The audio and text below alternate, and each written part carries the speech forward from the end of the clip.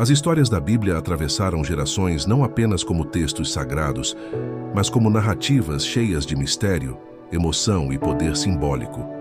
São relatos que, mesmo milênios depois, continuam a fascinar, provocar e inspirar. Para alguns, são histórias de fé, para outros, enigmas históricos. Para muitos, uma ponte entre o divino e o humano. E entre todas essas histórias, há uma cena silenciosa, pouco falada, mas profundamente poderosa. O momento em que Jesus, no jardim do Getsemane, suou sangue. Sim, sangue. Antes da cruz, antes dos espinhos, antes dos pregos. Uma agonia tão intensa que fez o corpo falar o que a alma carregava. E ela não aconteceu apenas com Jesus. Pessoas comuns, em situações extremas, já viveram isso, e a medicina explica por quê. A ciência chama de hematidrose. A fé vê como a dor do mundo inteira pesando sobre um só homem. Hoje, vamos decifrar esse fenômeno que desafia fronteiras. Entre a carne e o espírito, entre a ciência e o sagrado.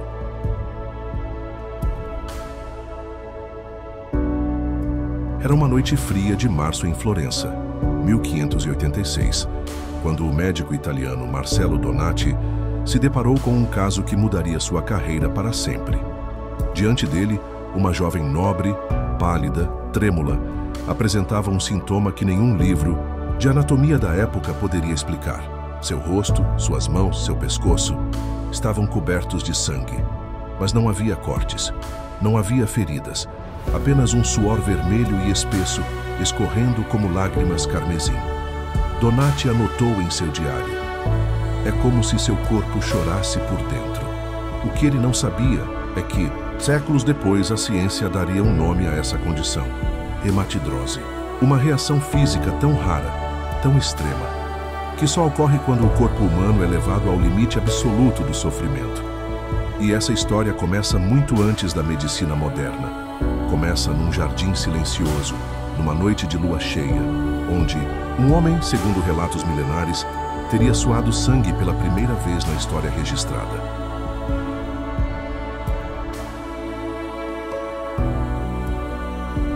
Lucas, médico e evangelista, foi o único a registrar um detalhe que passaria despercebido por quase 2000 anos. E, estando em agonia, orava mais intensamente, e seu suor tornou-se como gotas de sangue caindo sobre a terra. Lucas 22:44. Essas 12 palavras escondiam um segredo médico. Em 1611, o anatomista alemão Johann Schultes foi o primeiro a sugerir: não é metáfora, é patologia. Mas como? Como o estresse pode transformar suor em sangue? A resposta estaria numa estrutura microscópica: os plexos venosos subdérmicos, uma rede de vasos sanguíneos tão fina quanto um fio de teia de aranha, que envolve nossas glândulas sudoríparas. Em situações normais, esses vasos são resilientes.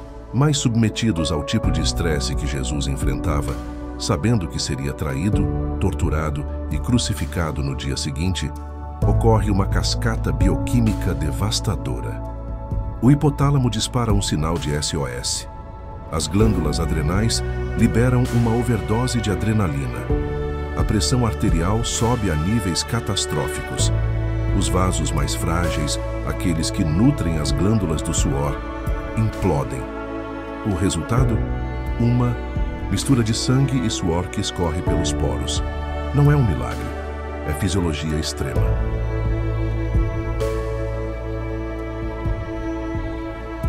Em 1916, frente ocidental, o soldado britânico Thomas Hargreaves é levado às pressas para um hospital de campanha.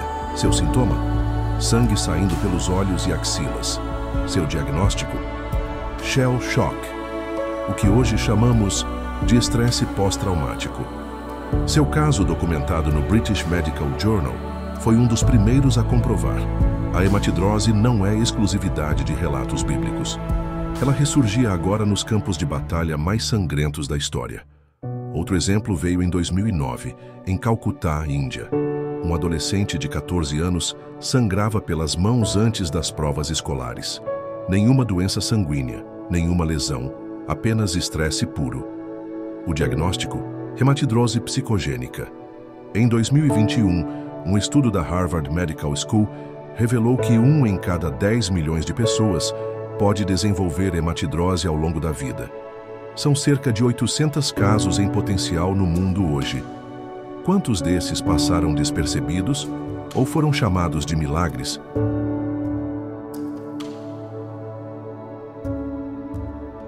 Enquanto o Ocidente debatia o suor de sangue de Cristo, outras culturas já registravam fenômenos idênticos séculos antes. No Sahih Muslim, segundo livro mais sagrado do Islã, há uma passagem reveladora. No dia do juízo final, os pecadores suarão sangue por 300 anos sob o sol ardente. Mas talvez o relato mais impressionante venha do Tibete do século VIII. O mestre Padmasambhava, considerado o Buda II, descreveu em seus textos secretos a chuva vermelha que jorrou de seu corpo durante 49 dias de meditação extrema. Os monges chamaram de Tukdam, a purificação final. A medicina chinesa também tinha seu próprio termo, Xue Han, literalmente suor de sangue. O Tratado de Huangdi Neijing, escrito em 300 anos antes de Cristo, já alertava: quando o coração está em agonia, o sangue busca saída pelos poros. 3 religiões, 3 continentes, uma mesma descrição fisiológica. Seria coincidência ou evidência de um mecanismo humano universal?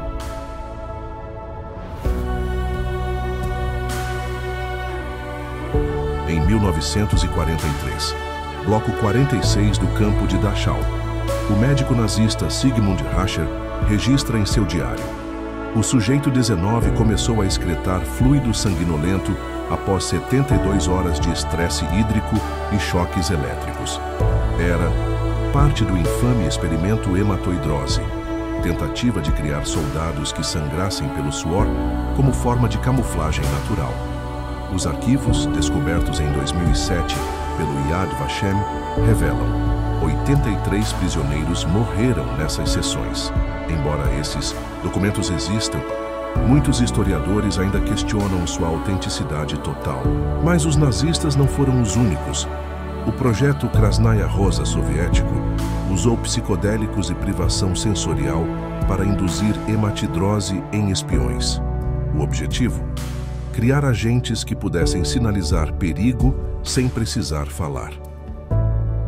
Depoimento de um ex-agente soviético revela: eles nos diziam que éramos a nova evolução humana, até que o primeiro agente sangrou até a morte pelos olhos.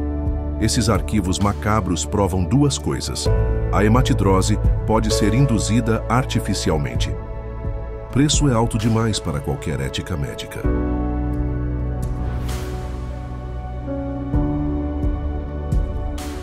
Em 1958, o teólogo Karl Rahner levantou uma questão explosiva.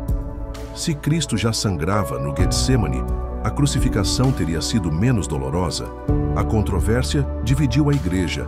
Alguns argumentavam que a hematidrose teria esgotado suas reservas de água, aumentando a desidratação na cruz, sensibilizado sua pele, tornando os açoites mais torturantes. Mas o padre jesuíta Robert Spitzer trouxe um novo olhar em 2015. A hematidrose não diminuiu o sacrifício. Ela o estendeu. Jesus não sofreu por 6 horas na cruz. Ele sofreu por 9 horas, contando desde o Getsemane. Estudos forenses corroboram essa tese. Um adulto médio tem 0,5 litros de sangue. A hematidrose consumiu 300 mililitros no jardim. Na cruz, ele perderia mais mínimo 2 litros. Isso explica por que, ao ser perfurado, o que jorrou de seu lado foi água, o que indica edema pulmonar, como descrito em João 19:34.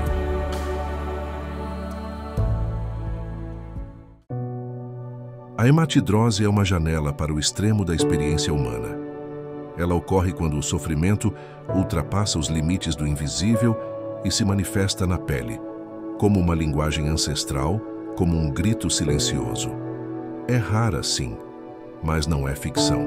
Ela uniu evangelhos, soldados, monges, espiões, em diferentes séculos, em diferentes continentes, e talvez por isso continue a nos fascinar, porque no fundo, ela nos lembra que somos feitos de mais do que carne e osso, que há algo em nós, na alma ou na mente, capaz de transformar angústia em matéria. Que agora eu quero saber de você.